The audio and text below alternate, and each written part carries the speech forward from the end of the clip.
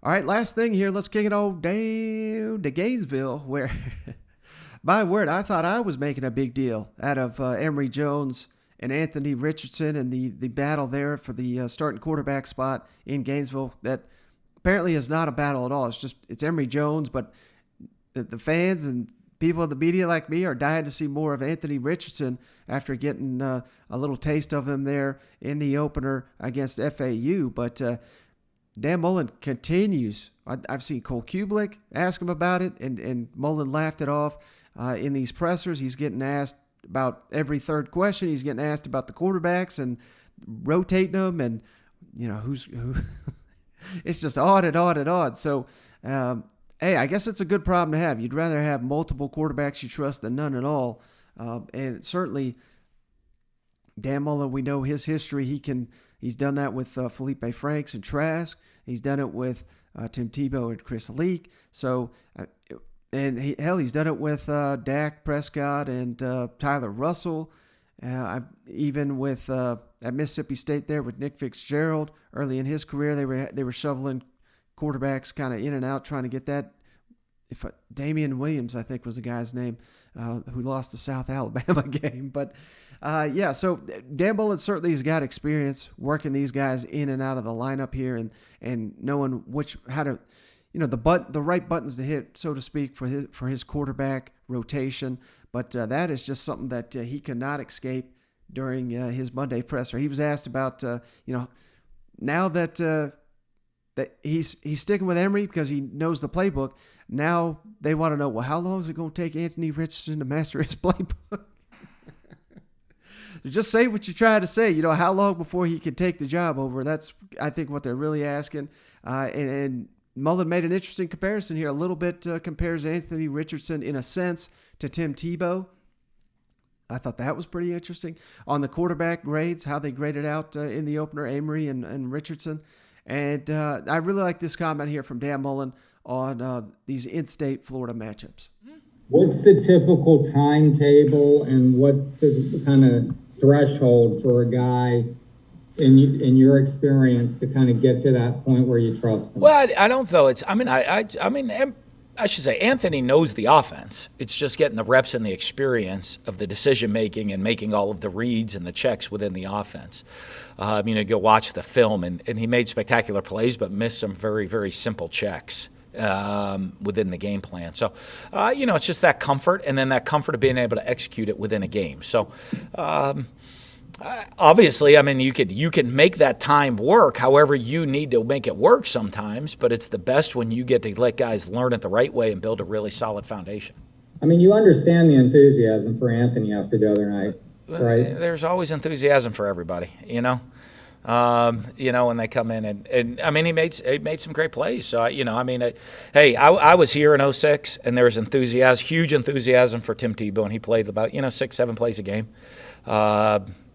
And of those 6-7 plays, there are a lot of enthusiasm. So, I've seen it before and understand it.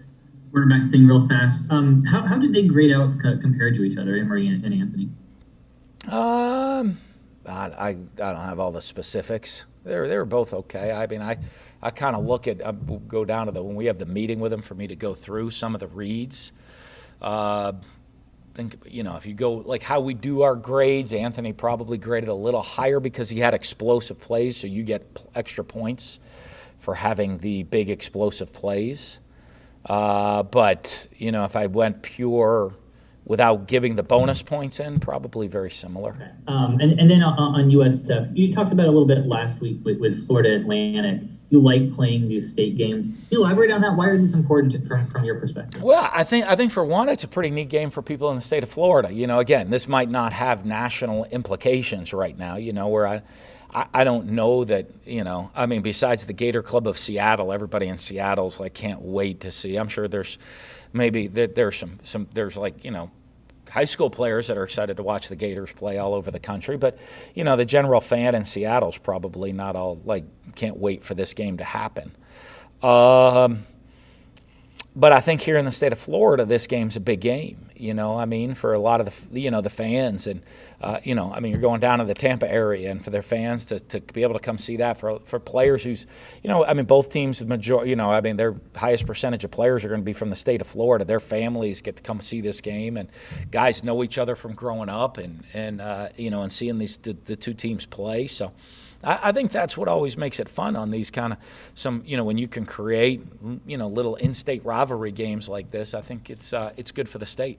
All right, so Dan Mullen, of course, has been a guy that, he's been very high on, rotating the SEC schedule. We need to play more SEC schools. But I also like the fact that, he knows, being a big college football guy, he knows what games like this mean to a program like South Florida with the Florida Gators coming into town. And South Florida looked terrible at the opener. They're probably going to get destroyed by the Gators, but this is going to be maybe a once-in-a-lifetime opportunity for a lot of these fans down here. And, there's going to be tons and tons of Gators that live in that, I think it's Tampa is where South Florida is located, but there's going to be a ton of Florida fans. Maybe they wish they could go to Gainesville more often, but they live in Tampa, so they can't make that drive. So games like this are just great for the state.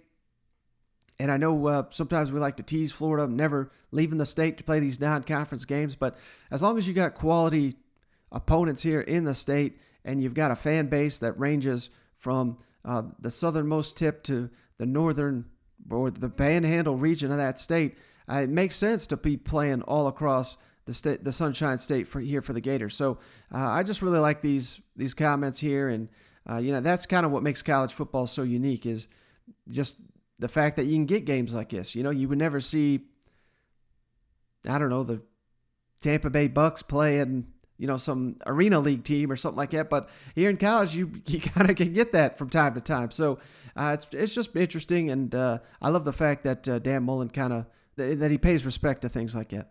All right, guys, so that's all I got on this episode. We've got a bunch of guests lined up for this week. Really going to do some deep dives here on big matchups here. Kentucky and Missouri, I've already lined up guests for those.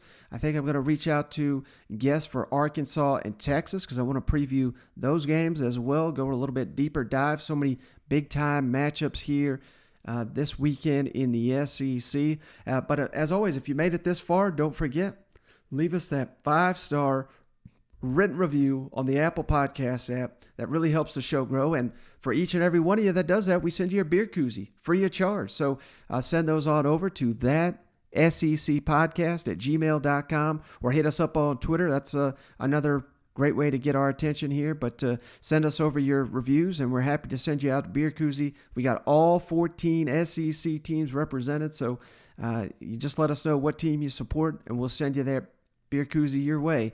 But that's going to do it. Catch you on the next one.